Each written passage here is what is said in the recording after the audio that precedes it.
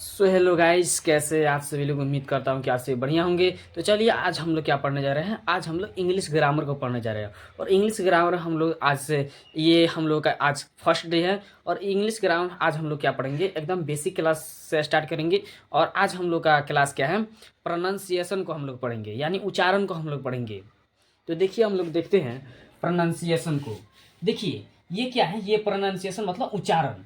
बहुत लोग इसको क्या पढ़ते हैं, प्रोनाउंसिएशन, जबकि ये होता क्या है, प्रोनाउंसिएशन। देखिए यही जो है ना, यही हम लोग इंग्लिश पढ़ना शुरू सिखाता है। और इसी को लोग क्या करते हैं, गलत पढ़ देते हैं। इसको प्रोनाउंसिएशन ना पढ़कर इसको प्रोनाउंसिएशन पढ़ते हैं, जबकि होता क्या है, प्रोनाउंसिएशन होता है। इतने से बात समझ गए। देखिए प्रोनाउंसिएशन को पढ़ने से पहले हम लोग सबसे पहले ये जान लेते हैं, इन दोनों टॉपिक के बारे में हम लोग कुछ जान लेते हैं। देखिए ये क्या लिखा हुआ है, जरा बताइएगा, ये क्या लिखा हुआ है।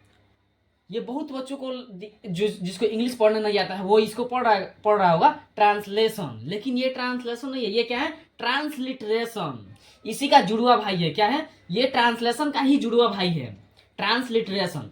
और ये देखिए ट्रांसलेशन को तो सब कोई जानता होगा। देखिए ये ट्रांसलेशन का काम क्या होता है, ये क्या करता है, एक लैंग्वेज को दूसरी लैंग्वेज में बदलने का काम करता है। जैसे ये हिंदी है तो इसको इंग्लिश में बदलेगा।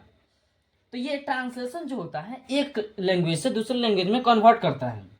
देखिए मैं आपको एक एग्जांपल द्वारा समझाता हूं। जैसे मैं एक शिक्षक हूं, देखिए तो इसका ट्रांसलेशन क्या होगा, I am a teacher.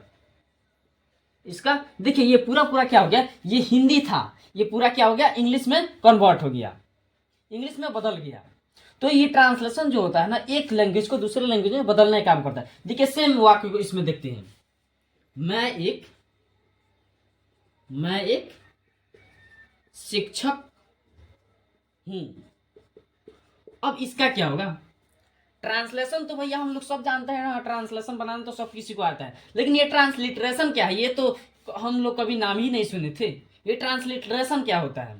Translation तो हालांकि सब कोई जानता होगा कि ट्रांसलेशन, हाँ, उसको एक एक लैंग्वेज से दूसरे लैंग्वेज में बदल देते, उसी को ट्रांसलेशन कहते हैं।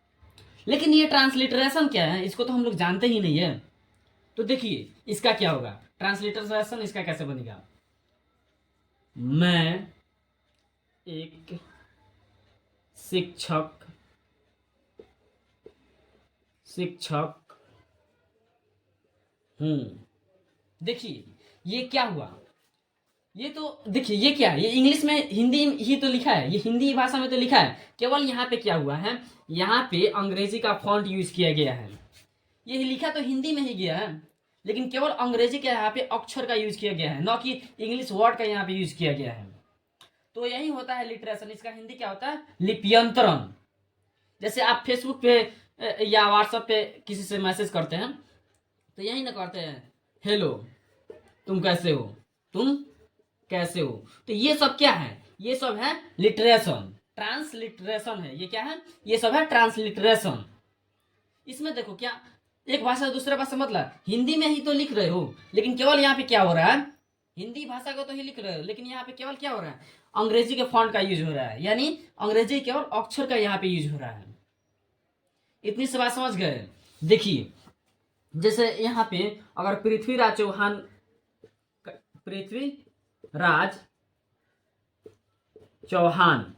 ये पृथ्वीराज चौहान हो गया, तो इसका ट्रांसलिटरेशन क्या होगा।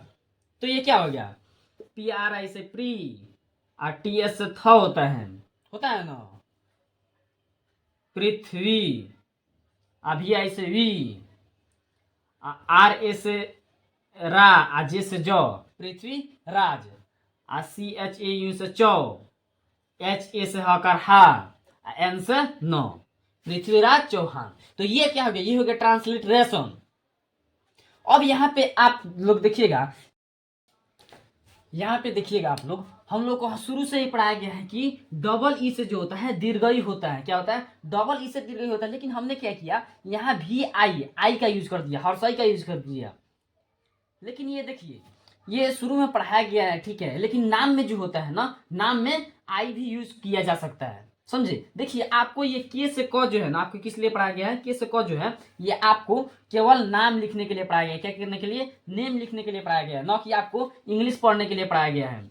ये आपको इंग्लिश पढ़ने के लिए नहीं पढ़ाया गया है के से क, ये केवल नाम लिखने के लिए आपको के से क के से ख पढ़ाया गया है, समझे। अगर आप चाहते हैं कि के से क पढ़कर आप इंग्लिश पढ़ ले तो मुमकिन है। आपको इंग्लिश पढ़ने के लिए ए से जेड आना चाहिए, न कि के से क आना चाहिए। इतने से बात समझे। अब देखिए अंग्रेजों के पास था ना, अंग्रेजों के पास क का साउंड ही नहीं था, क का उन लोगों के पास साउंड ही नहीं था। उन लोग क के क्या पढ़ता था, ख। अंग्रेज क को क्या पढ़ता था, ख। हम लोग क्या पढ़ते हैं, क, और वो पढ़ता है क्या, ख। उन लोगों के पास क का साउंड ही नहीं था। जैसे हम लोग कहेंगे कार, तो वो कहेगा क्या, खार, खार। हम लोग कहेंगे कार, वो कहेगा खार। हम लोग कहेंगे कलम, वो कहेगा खलम। हम लोग क्या कहेंगे, हम लोग कहेंगे कलम, वो कहेगा खलम। हम लोग कहेंगे वाटर, वो कहेगा वाटर वाटर।